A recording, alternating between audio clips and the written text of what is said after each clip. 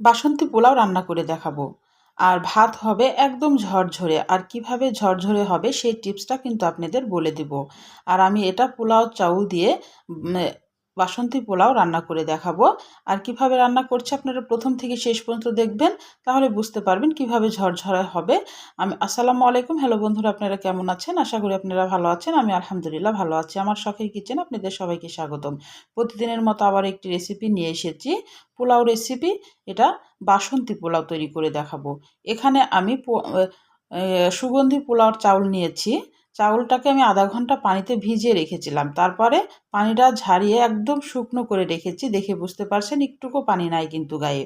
এবার আমি 1 টেবিল চামচ মতো হলুদ গুঁড়া দিয়ে দিলাম, আদা রসুন বাটা দিয়ে দিলাম 1.5 টেবিল চামচ মতো, ধনিয়ার গুঁড়া 1/2 টেবিল চামচ মতো, গরম মশলার গুঁড়া 1/2 টেবিল চামচ মতো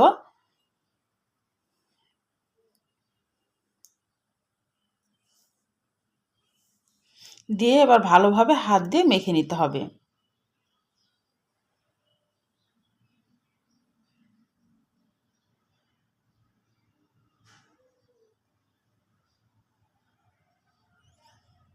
পানি কিন্তু থাকা যাবে না, একদম ঝরঝরে হতে হবে চাউলটা।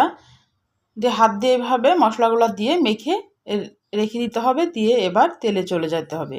আমি এখানে 1 টেবিল চামচ মতো ঘি দিয়ে দিলাম। এটা সম্পূর্ণ কিন্তু ঘিয়ে রান্না করলেও ভালো লাগে খেতে। আমি ঘিয়ের সাথে অল্প একটু তেল মিশাবো। আপনারা চাইলে এটা সম্পূর্ণ ঘিয়েও রান্না করতে পারেন। আমি অল্প একটু তেল দিয়ে দিলাম। এবার আমি গোটা গরম মশলা দিলাম। এখানে দারুচিনি আছে, এলাচ আছে, লবঙ্গ আছে, তেজপাতা দিলাম, গোলমরিচ দিলাম সাদা আর কালো মিলে, আর একটা কালো এলাচও দিয়েছি। আর এখানে কাজু বাদাম, কাঠবাদাম আর কিশমিশ দিলাম। দিয়ে একটু 1 মিনিট মতো ভেজে নেব।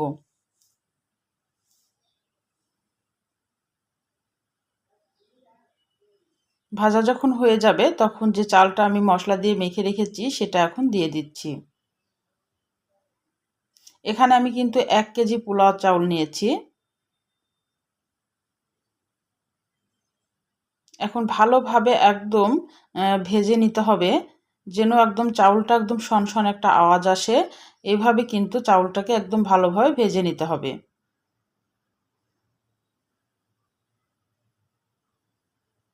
1 কেজি যেহেতু আমি চাউল নিয়েছি, এখানে আমি ডবল পানি দিব।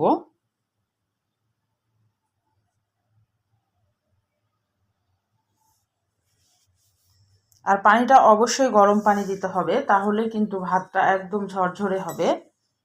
পানিটা একদম ফুটন্ত গরম পানি দিয়ে দিচ্ছি আমি 2 লিটার পানি, কারণ 1 কেজি আমি চাল নিয়েছি, 2 কেজি পানি দিচ্ছি।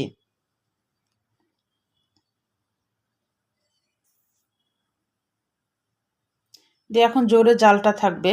জোরে জাল যখন একদম টকবক করে ফুটবে তখন একটু ভালোভাবে নেড়ে দিতে হবে।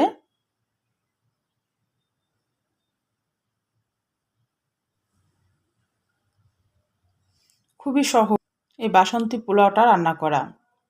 আর খেতেও কিন্তু খুবই ভালো লাগে। আর সিম্পল একদম, রান্না করতেও কিন্তু ঝটপট হয়ে যায়। এখানে এবার আমি 1 টেবিল চামচ মতো লবণ দিয়ে দিলাম, আর 1 টেবিল চামচ চিনি দিয়ে দিলাম, কারণ পোলাও একটু মিষ্টি মিষ্টি বেশি ভালো লাগে। দিয়ে এবার ঢাকনা দিয়ে ঢেকে পানিটাকে একদম শুকিয়ে নিব। পানিটা যখন শুকানো হয়ে যাবে তখন ঢাকনা তুলে কয়েকটা কাঁচামরিচ দিয়ে দিলাম। আর এখানে একটা লেবুর রস চিপে দিব, তাহলে ভাতটা একদম ঝরঝরে হবে। লেবুর রস যদি হাতে না থাকে, হাতের কাছে, তো অবশ্যই আপনারা 1 টেবিল চামচ মতো ভিনেগার দিয়ে দিতে পারেন। ভাতটা কিন্তু একদম ঝরঝরে হবে এই লেবুর রসটা দিলে আর গরম পানি দিলে। আর চাউলটাকে একদম ভালোভাবে ভেজে নিতে হবে, তাহলে ল্যাকটা হওয়ার কোনো ভয়ই থাকবে না। আর পানিটা অবশ্যই ডবল দিতে হবে। দিয়ে আবার ভালোভাবে তুলে সুন্দরভাবে করে একদম 10 মিনিটের জন্য এখন আমি দমে বসিয়ে দিব। সাইডের ভাতগুলা তুলে এইভাবে দিয়ে ঢাকনা দিয়ে ঢেকে আমি ঢাকনার ছিদ্রটা বন্ধ করে দিয়েছি। 10 মিনিট একদম দমে রেখে দিব। 10 মিনিট দমে রাখলেই কিন্তু হয়ে যাবে। 10 মিনিট পর আমি ফিরে আসছি। আমি এখন আপনাদের তুলে দেখাচ্ছি যে ভাতটা কত সুন্দর আর কত ঝরঝরে হয়েছে বাসন্তী পোলাও। তাহলে আমার রান্নার যদি কোনো অংশ আপনাদের ভালো লাগে প্লিজ আমার চ্যানেলটাকে সাবস্ক্রাইবার করে দিয়েন, একটা লাইক দিয়ে রান্নাটা দেখা শুরু করেন, ছোট্ট একটা কমেন্ট করে জানায়েন আমার রান্নাগুলো কেমন লাগে। পাশে থাকা বেল আইকনটা প্রেস করে দিন, আমি যখন এরকম নতুন রেসিপি আপনাদের মাঝে হাজির করবো আপনাদের কাছে যেন আগে ভিডিওটা চলে যায়। আপনাদের একটা লাইক একটা কমেন্ট কিন্তু আমাকে অনেক উৎসাহ করে। আমি একটু পরিবেশন করে দেখালাম। তাহলে আল্লাহ হাফেজ।